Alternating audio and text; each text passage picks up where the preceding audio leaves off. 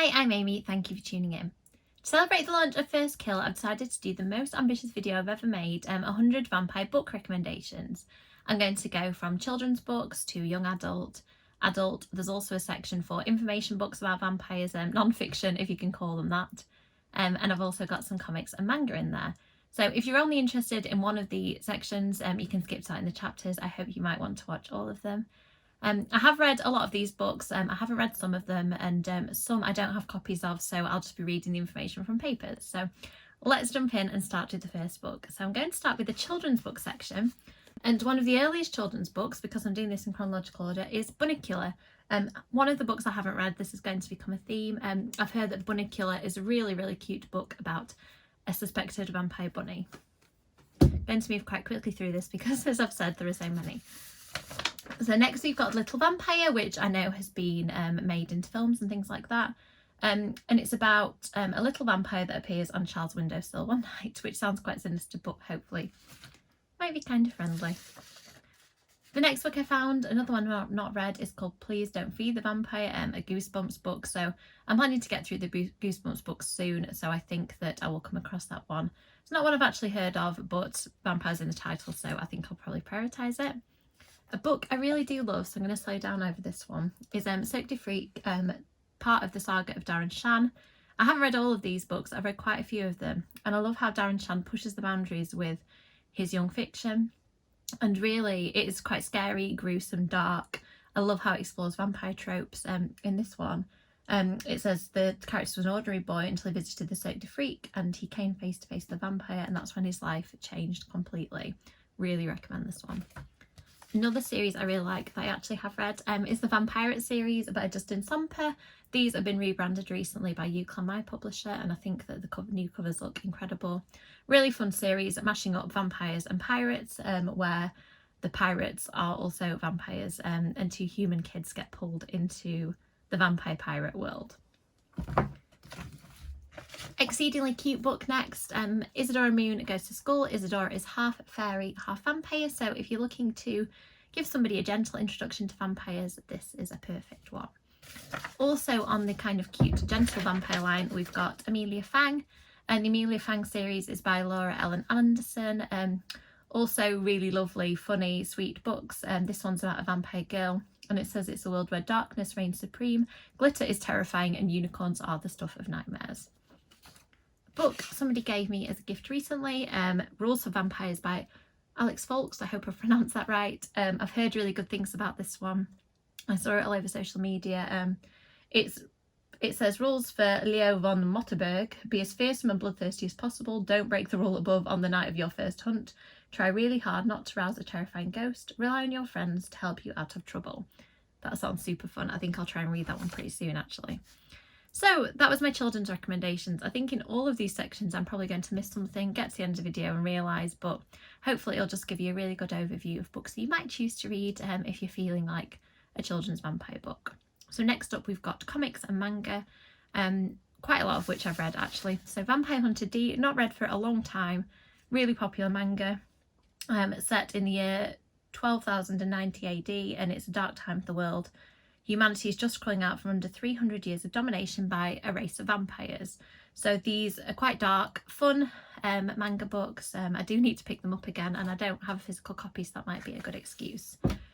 Some books I haven't read for a long time since they came out. It's the American Vampire series. So from what I remember, I think it's different vampires through history. So it's about a vampire called Skinner Sweet, and I think this one follows different periods of his life.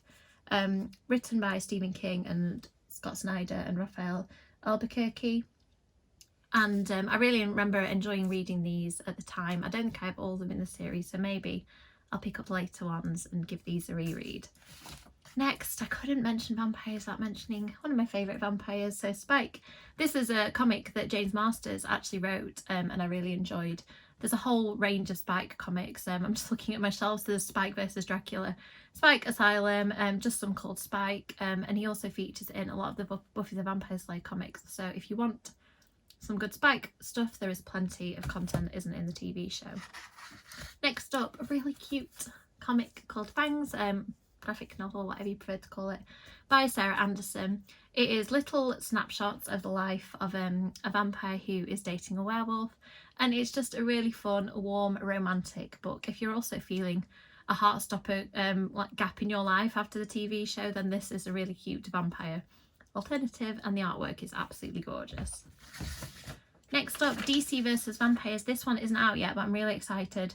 It's the Justice League coming up against vampires. I don't think I need to say any more for people who like superheroes. It sounds really fun. Next we have A Bloody Kiss, a manga that I haven't read for a long time, so I'm just going to check out the blurb. So Kyo inherits her grandmother's house and gets a lot more than she bargained for. 2 hot vampires are living there, so if that sounds as fun to use as it does to me, I definitely recommend this. It's a Tokyo Pop one. I always really like those mangas. Next up, probably one of my favourite mangas, and I do really like the anime too, Vampire Night, is about a school where there is a day students and there are night students who are of course the vampires. Really cute, angsty teen thing. If you like things like the Vampire Diaries, this is absolutely perfect. Rosario plus Vampire is also an anime from what I can remember. I remember reading this at university, so quite a while ago. Sukuni is an average student who can't get accepted to any high school but one. And on the first day he finds the rest of the student body doesn't appear average in the least. Don't remember much about this, but just looking at that really cute cover is making me want to read it again. One I've not read is Call of the Night. I just bought it because I liked the turquoise and vampire cover. It says Nazuna is a vampire that's okay with human co. He wants to be one too, but transformation doesn't come that easily. Fun. So next I have a couple of short story books. One that I've had for absolutely years, haven't read it for ages, but this one's really fun because it's got authors like Charlene Harris, Jim Butcher, Kelly Armstrong, who really know their vampires, and I think that they are all birthday themed tales. Tales of birthdays with bite, many bloody returns. So if you're looking for some birthday themed vampires or a birthday present for a vampire fan, this is a fun one. We also have Bloodlight, a book that I haven't read, but it has been put together by the Horror Writers Association, so I feel like it is going to be great. It's got authors in it again like Charlene Harris, Jim Butcher, and this one's got Sherilyn Kenyon in as well. And it says it's a collection of entertaining tales that put the fun into dark fiction, which is exactly the kind of vampires I tend to prefer, so I think I'll try and get that one. Gonna feature this one a little bit more heavily because this is the book that inspired First Kill, so I'm just going to check. I think it's the last book in this short story collection. It is by V. Schwab, and I absolutely adore this book. It is called Vampire Tales of Fresh Bite, and I think that's because it just feels like a really fresh modern take on vampires. A lot of the stories are very feminist, or they challenge stereotypes. Really fun, really tropey. Probably my favourite is a story by Rebecca Roanhorse in it, which feels very reminiscent of The Lost Boys, one of my favourite vampire films. So that's it for children's books and short stories. I'm going to move on now to what I'm calling information books about vampires. You could call them non-fiction if you choose. So I've read bits of all of these. When I've done research for my books and just for fun, I wouldn't say I've read many of them cover to cover, but I find them fascinating, so I do quite like to collect them. So this one I've read bits of, not the whole thing. In Search of Dracula, The Enthralling History of Dracula and Vampires. Really fun if you've got a specific interest in Dracula, and it also delves into vampire mythology too.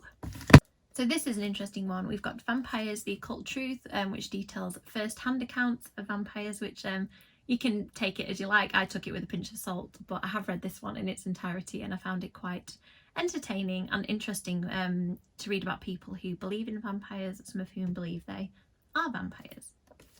Next, we've got a great big book, which I haven't read the whole thing because it's immense. I have read bits of it that were relevant to my interests, and it basically goes through, it's got lots of photographs, different information about things from vampire, like the back catalogue of vampire films and books, like Angel, Dracula, the 1997 version. It talks about people like Marilyn Manson who have an interest in vampires. So really fun one. I'm going to put it down because it's heavy. I couldn't go through a video about vampire books without mentioning Buffy the Vampire Slayer books. I've already mentioned the Spike ones. There have been novelisations of Buffy the Vampire Slayer, so some are loosely linked to the TV show, some are completely separate. I collected a lot of them in the 90s and I'm trying to do it again. And then there are some that are sort of standalone text, Like this monster book talks about the creatures and the monsters in Buffy the Vampire Slayer, so it is a fun one.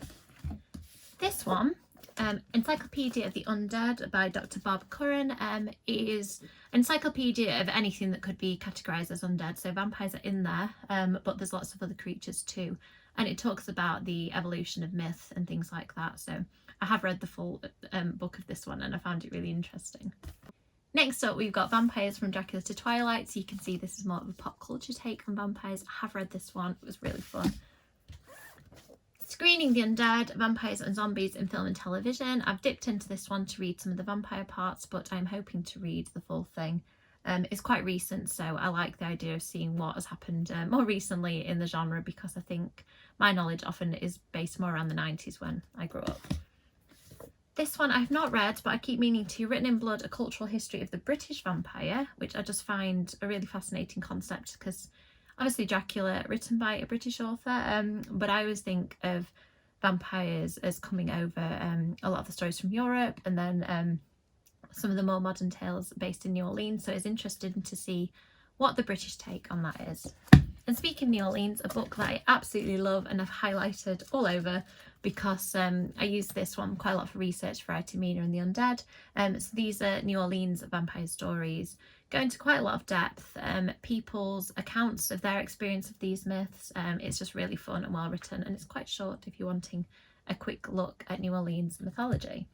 So we're doing well. We've gone through a good chunk of the books. I'm going to move on to young adult now, which is probably the area that I love the most because I write in it. Some of these books I've not read, or the caveat is that I read them when I was a teenager, so I have very little recollection of them. So The Silver Kiss by Annette Curtis Klaus is one of these. I don't remember it. However, I do remember that it is one of the early vampire books. It was nominated for awards in the early 90s, which is probably when I read it. So it says, Zoe is wary when the beautiful yet frightening Simon comes to her house. Simon seems to understand the pain of loneliness and death and Zoe's brooding thoughts of her dying mother. Simon is one of the undead seeking revenge for the gruesome death of his mother. Does Simon dare ask Zoe to help free him from this lifeless chase and its insufferable loneliness? That sounds kind of sad, actually. I think it's interesting how vampire stories can be quite melancholy, or they can be the kind of fun things that I probably gravitate towards, like The Lost Boys.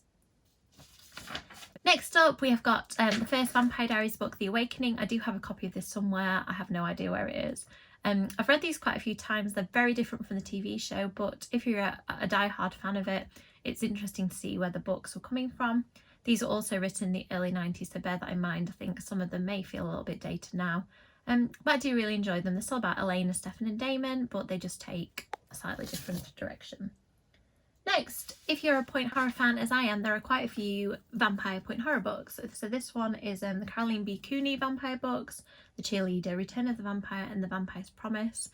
These are quite creepy, and particularly The Cheerleader, if I remember it right, has got quite a sinister take on the vampire, and he's quite a creepy, strange character. I like the fact that with vampire books you go from the kind of alluring vampires like the Damons and Lestats to the more sinister and creepy vampires like the ones in this book. Next, we have The Last Vampire by Christopher Pike. I know I read this, but it's probably been 20 years or something like that. So Elisa Pern is the last vampire. She's beautiful and brilliant, and she hunts alone, living among humans and off humans, but someone is stalking her, and she has a choice to make to keep a long-held promise or protect the mortal she seems to be falling for. So that seems to cover a lot of the kind of YA vampire themes. Next up, we've got the Vampire's Love books. There's certainly at least two of these because I have them. There may be more. They are point horror books that I didn't read in the 90s, so I'm hoping to get to these. I love the kind of 90s cover and font. It sounds really fun. It says, Rena is beautiful, mysterious and a vampire. She was bound to a blood curse against her will over 200 years ago. Now Rena is compelled to wander the earth alone forever. Then she meets James, and so on. So these sound really good.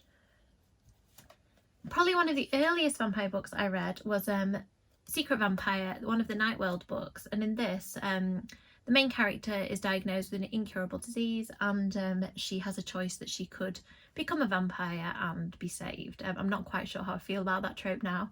However, I do think that these books, L.J. Smith did so much in terms of early horror, early vampires.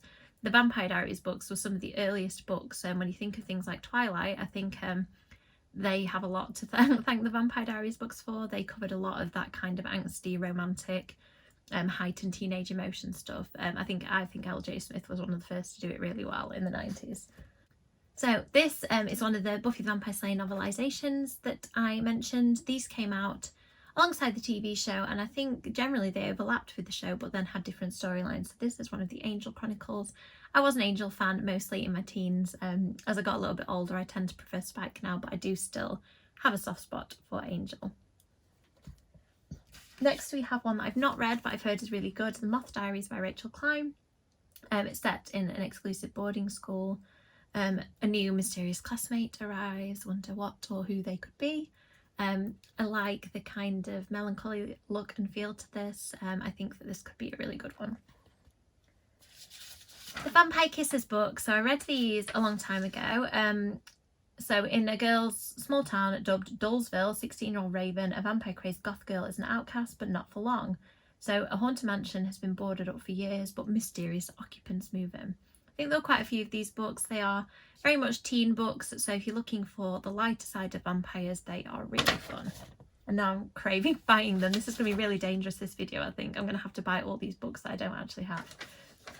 So when I was doing research into this, I really like Scott Westerfeld's books, particularly the Uglies series that I read years and years ago. I'm not sure how I'd feel about it now, but at the time I really liked it. And apparently he's written vampire books, the first one being Peeps.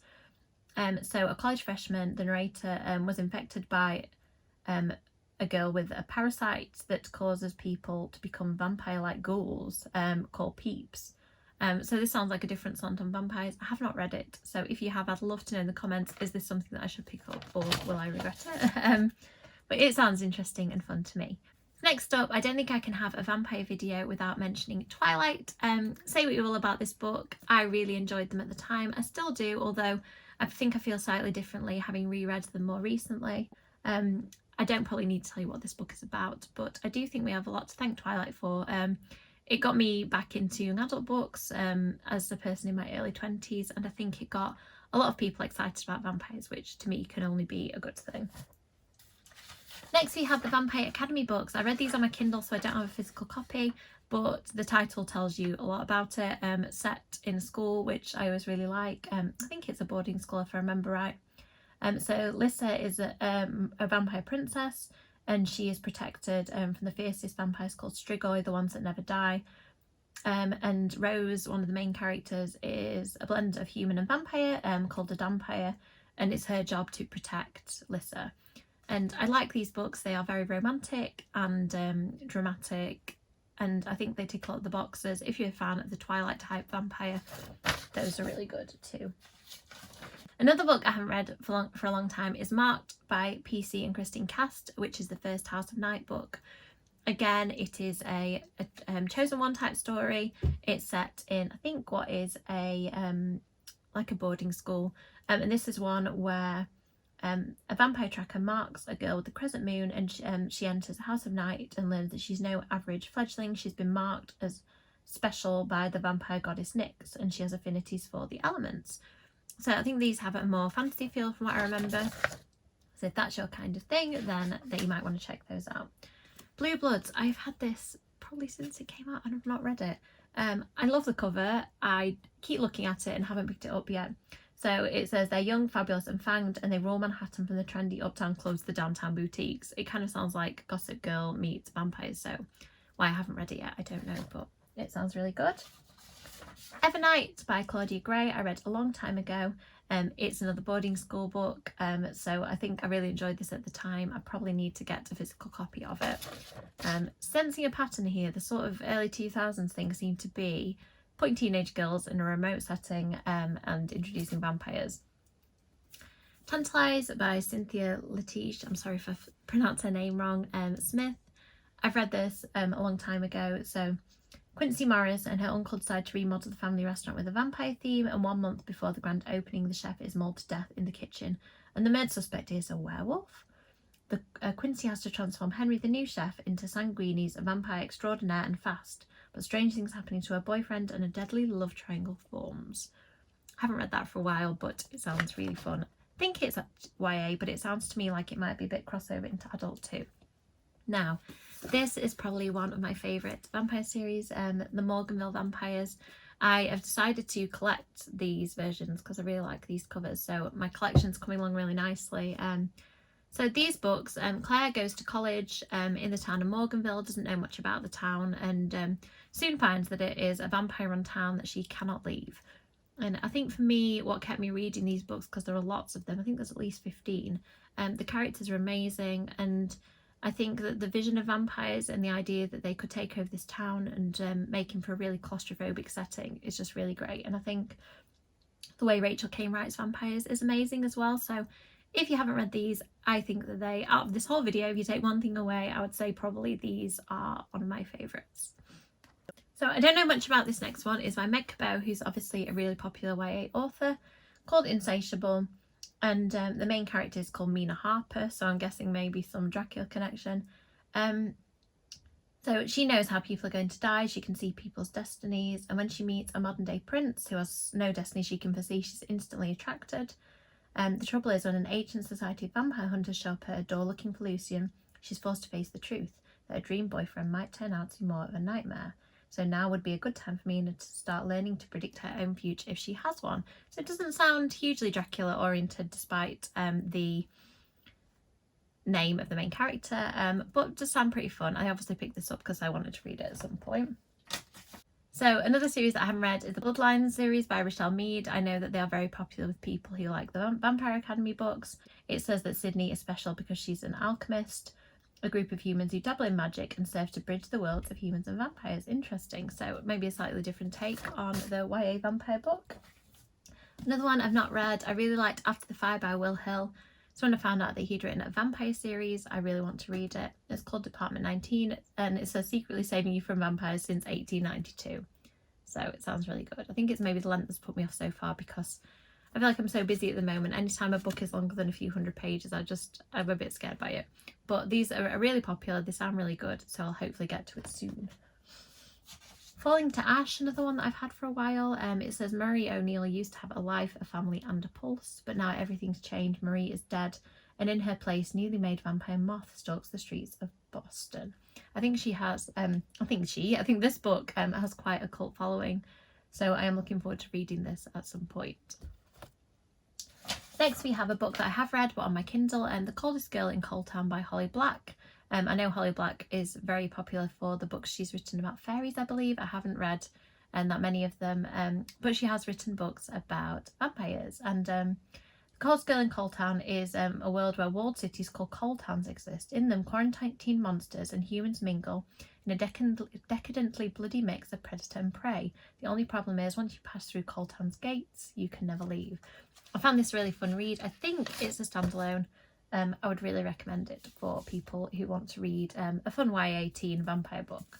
I generally haven't included books in this list that aren't heavily focused on vampires, so things like the Mortal Instruments books that feature vampire characters, I've not included. However, I couldn't do a vampire video without mentioning Carry On because it is one of my favourite books.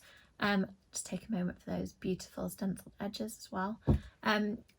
I did include this book because one of the main characters, Baz, it describes a lot about his being a vampire is a big part of the plot, I think. And I don't think it's too much spoil to tell you he's a vampire, sorry if it is. Simon spends, I think, quite a lot of the book trying to figure out who or what Baz is. So to me, that covers a lot of the vampire tropes. And I know that Baz being a vampire does feature heavily as a plot line all the way through the books. So a book that isn't hugely vampire focused, but a really good one. Another book I really enjoyed is The Deathless Girls by Kieran Millward Hargrave, and this is a retelling of the brides of Dracula, so they get their own story instead of just being a kind of stereotypical sexy footnote in Dracula's story. They are given their own rich story and history, and I just really love this. I really like Kieran Millward Hargrave's writing. If you can get hold of this beautiful Stained Edges edition, I don't know whether they're still available, but I just think it's a gorgeous book and it's beautifully written and really well executed too. So next we have a book that isn't the first in the series, but it is the one that focuses on vampires and vampire lore. So the series starts with stalking Jack the Ripper, but this one features a man impaled by a sharp wooden stake, a young chambermaid drained of all her blood. They say it's Prince Dracula, arisen from the dead. I say it's the living, not the dead, we should fear the most. So this is one of those books where you have to work out whether you're dealing with a real vampire or not. Really enjoyed this one. I'd recommend the others too if you're a fan of historical mysteries. They're really, really well done. Another vampire favourite. I'm usually a fan of the kind of fun, sexy vampires, but this is the scary vampire done really well. In Whiteout, the main characters are trapped on a ski resort on a school trip. The teachers tragically all get murdered and the kids are left to fend for themselves with a few locals and absolutely horrifying vampires. This one is really scary. I love the cold, isolated setting. I think that vampires in a cold, remote location is quite an interesting slant on the trope. And I liked the vampire mythology of this one, so a definite favourite if you haven't read it already. So the next book I don't have a physical copy of because I read on my Kindle. It's The Beautiful by Renee Ardier. If you're a fan of New Orleans vampires, this one is set in a historical setting and uses, explores vampire tropes and does sort of a fresh take on them, and also explores New Orleans mythology. So it's a really good one if you're interested in the historical take on vampires. Next up, this book is on my TBR pile for June because The Fell of Dark is a book I've heard is amazing and haven't read yet. It's been described as being like Buffy the Vampire Slayer, and I think it's quite a fun, entertaining take on vampires, so I'm really looking forward to this one. Next up we have Crave, which I would say a lot of people compare to Twilight. I would also compare it to the Vampire Academy books. This is a girl at a remote school location. Her family have tragically been killed and she's gone to stay with relatives at this mysterious school where the students aren't quite what they seem. She does fall in love with someone and there's a faction of vampires in the school. There are also other supernatural creatures, so this is one of those that blends vampire fiction with other books. So there's a familiar book next on the list. This is the book that I wrote, Amina and the Undead. I felt I couldn't do a vampire video without mentioning my own. If in case you're wondering why I've stickered my own book, it's because when I wrote the sequel, I annotated my copy to make sure that I didn't miss anything out. So in case you're interested or haven't read my book, it is set in 1990s New Orleans. Mina goes to visit her sister and her sister is accused of murder.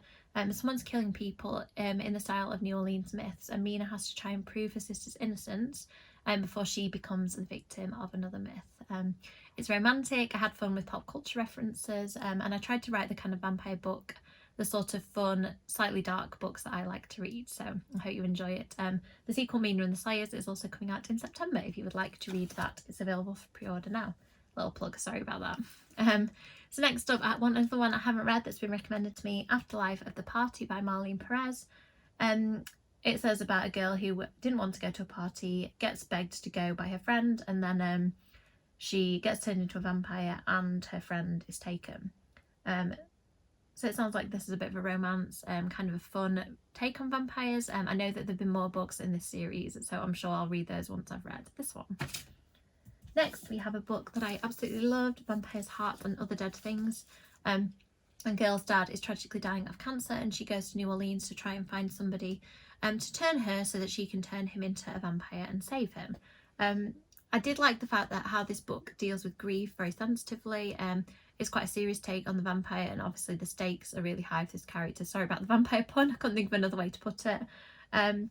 Does have a flavour of romance, but it is it's about this girl trying to prove herself to a vampire so that she may or may not be turned.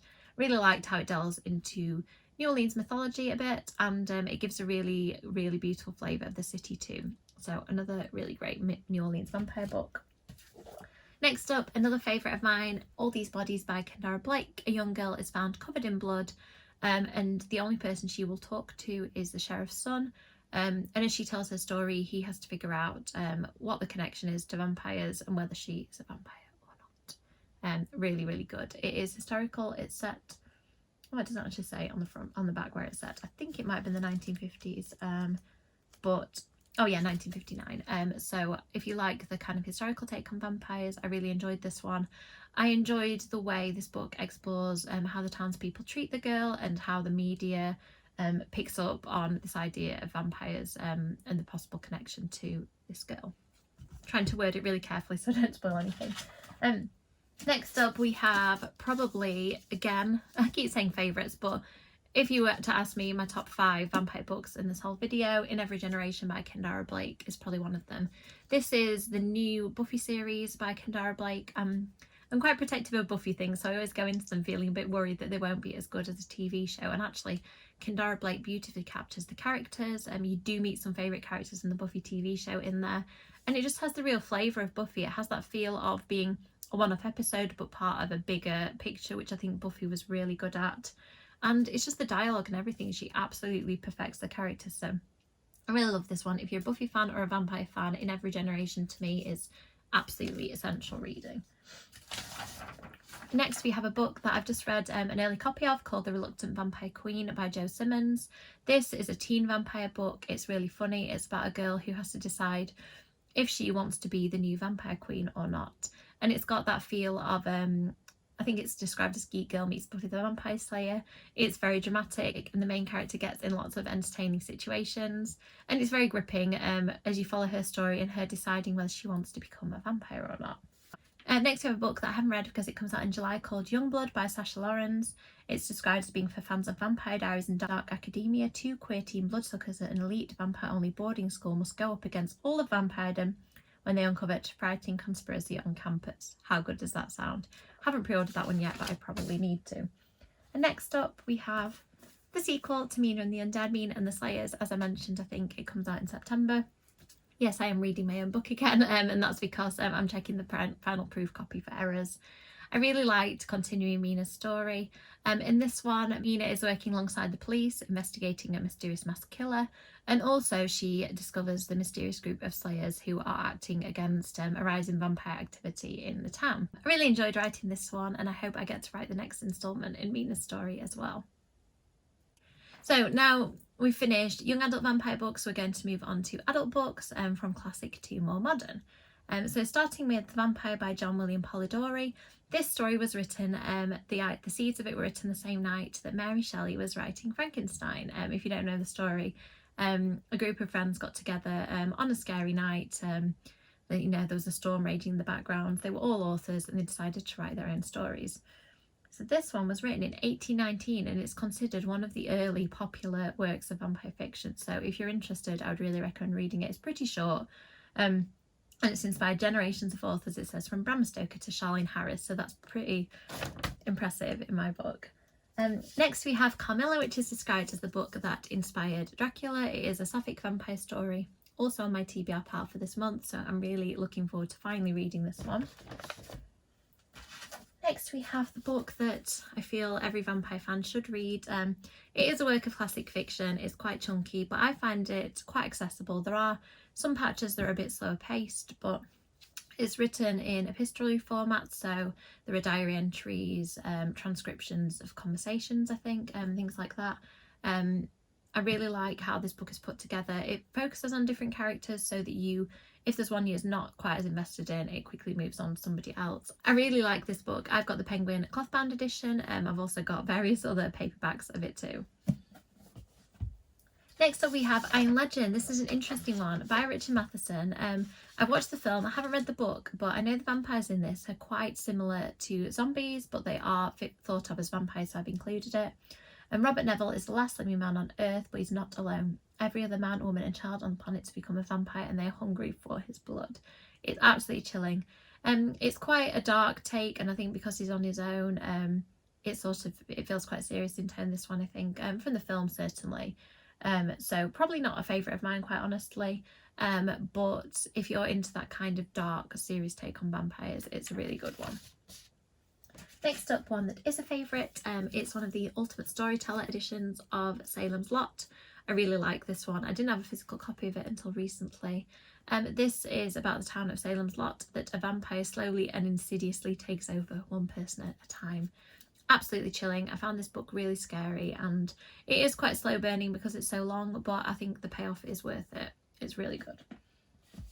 Next we have another book I've not read. I do own it somewhere but couldn't lay my hands on it.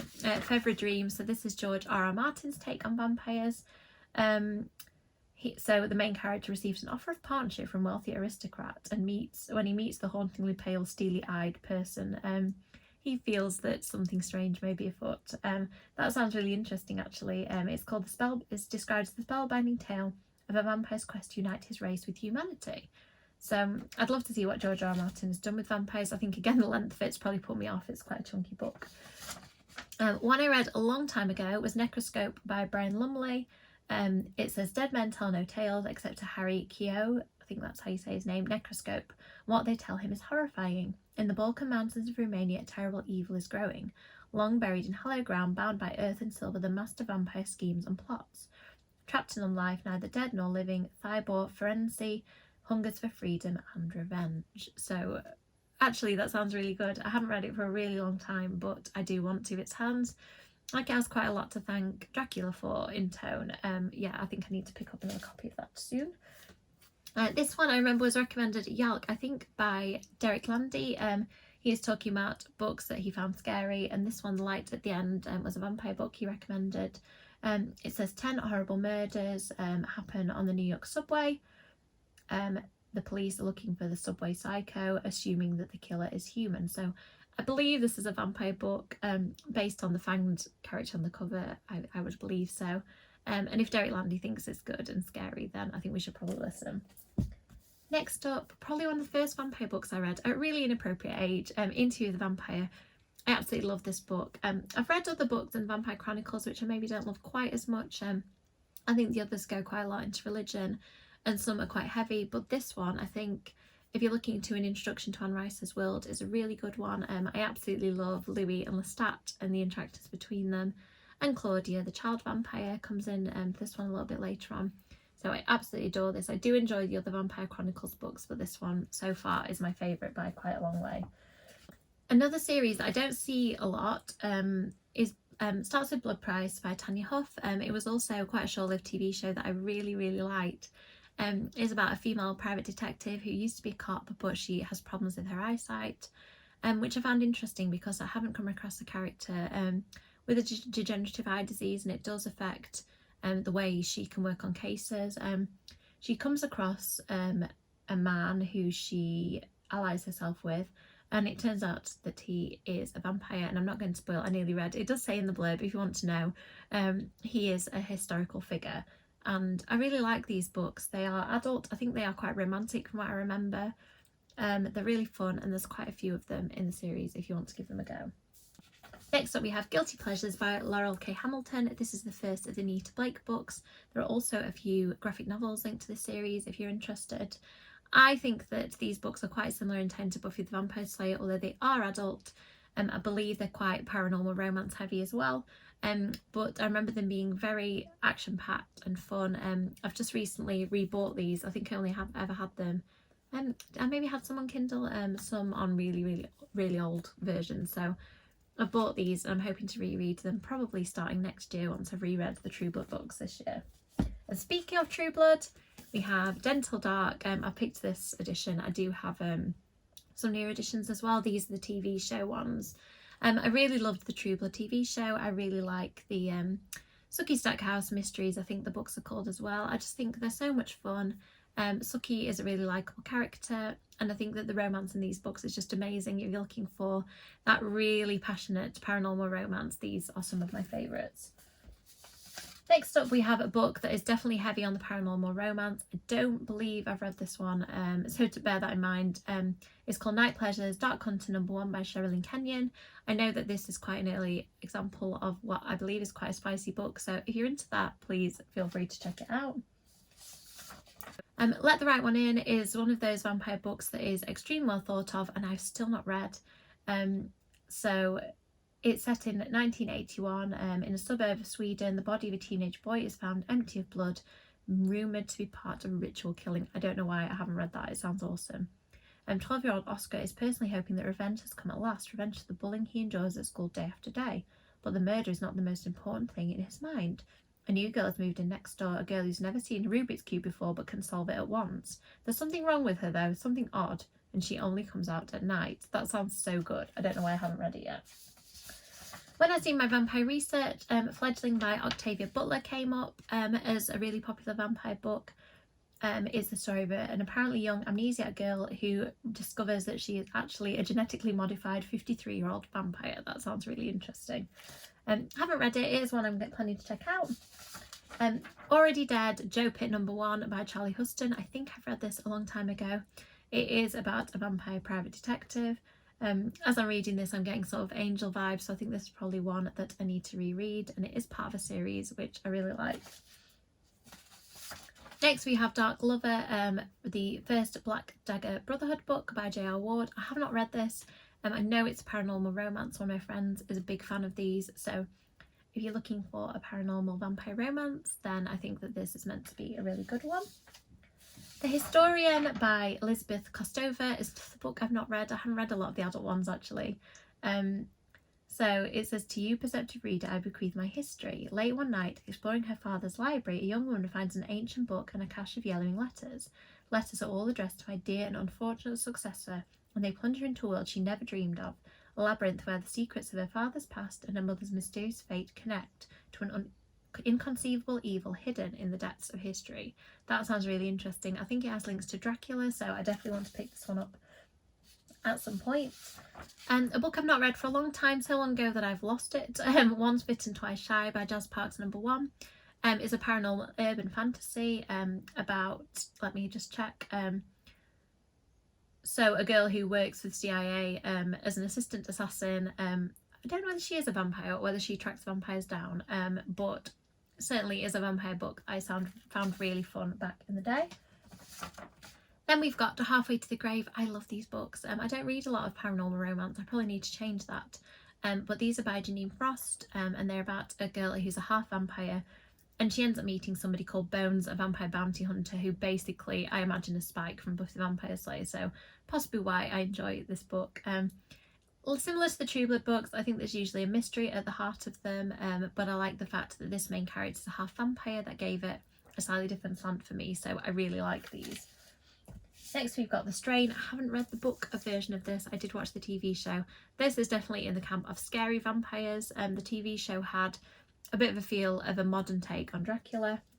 I don't think it is a Dracula retelling, but it deals with some of those similar tropes. I really like the TV show. It's quite scary.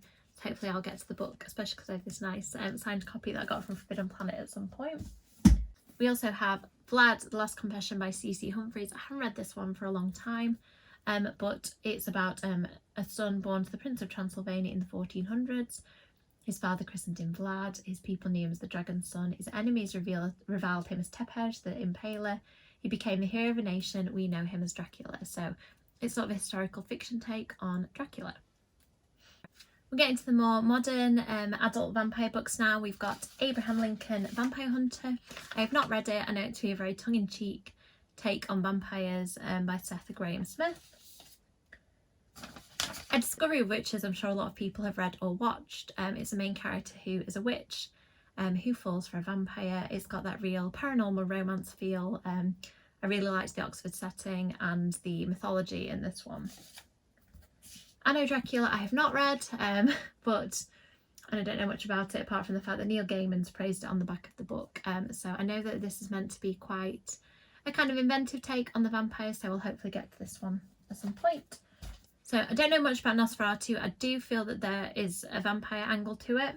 The reason I've not read it yet is that it has a storyline involving children being taken. It sounds like from the back that they might be turned into vampires. Because I have a little boy, I always hold back now on books about children. So this one is meant to be good, really dark, but I haven't picked it up yet.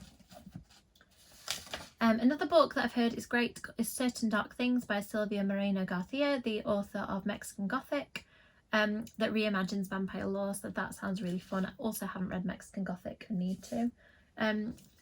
Dacre Stoker is a descendant of Bram Stoker, and he wrote the prequel to Dracula called Dracul. Also haven't read this one. And I don't know much about it, but if you're looking to complete your Dracula reading, which I probably need to do, then that might be a good one. From Hell to Breakfast has been on my TBR pile so many times, and I keep not getting it to it for some reason. It's got a girl whose boyfriend says he is the Dracula, which I just think sounds like a really fun modern take on the vampire, so I do need to read this one soon. I read Dracula's Child last year and really enjoyed it. It sort of continues the story of Dracula so many years later, where Mina and Jonathan Harker's son is a teenager, and strange things start happening around him. It's written in a similar style to Dracula, which I really appreciated, so if you're a Dracula fan and you want to continue in that world, this is a good choice. So the Southern Book Club's Guide to Slaying Vampires is probably one of my favourite adult vampire books I've read. I did read it on the Kindle, so I don't have a physical copy, but this is a Grady Hendrix book, so you know it's going to be good. And basically it's about a book club who start to suspect that a man in the community is a vampire. This one is very dark, very sinister and creepy. There are particularly a couple of scenes, I'm not that easy to scare in books, and there are a couple of scenes that really unnerved me in this one. I do really recommend it if you haven't read that one already. Vampires in Moscow is a really sexy book by Cadis Knight. It is a vampire paranormal romance with lots of mystery. So if you're a fan of the True Blood type books, I loved I loved the snowy Moscow setting, and the main character so goes to Moscow for work, and she investigates cases, and when she goes to investigate this particular case, she gets pulled into a sort of mafia vampire world, which was really fun. I haven't read the rest of the books in this series. I think that they delve into different creatures in different books, but this is the vampire one, and it's really fun.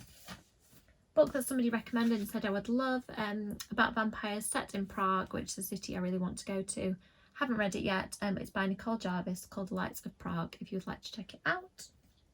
Next, another hefty book that the length has put me off. I don't read a huge amount of fantasy books, but I couldn't resist buying Empire of the Vampire, J. Christoph's take on vampires, so when I pluck up the courage, I'm sure I will read this one. I've heard it's really good and quite bloody.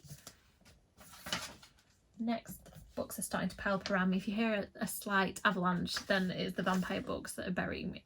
Next up, and final book on my list, we have got a book that hasn't come out yet, called The Reluctant Immortals by Gwendolyn Christie, and it's for fans of Mexican Gothic. From three-time Bram Stoker award-winning author comes a novel inspired by the untold stories of forgotten women in classic literature, from Lucy Westenra, a victim of Stoker's Dracula, and Bertha Mason from Charlotte Bronte's Jane Eyre, as they band together to combat the toxic men bent on destroying their lives, set against the backdrop of the Summer of Love, Haight-Ashbury 1967.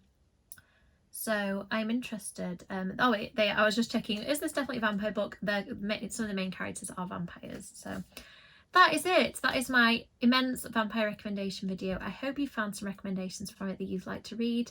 I have got so many recommendations of books that I either want to reread now or want to get. So I'm not sure whether it's a good thing that I've done this video or not. Only time will tell. But thank you so much for watching. If you stuck with me to the end, I really appreciate it. I know it was a huge video. Thanks again for supporting my channel. If you'd like to like and subscribe, I really appreciate it. Thank you.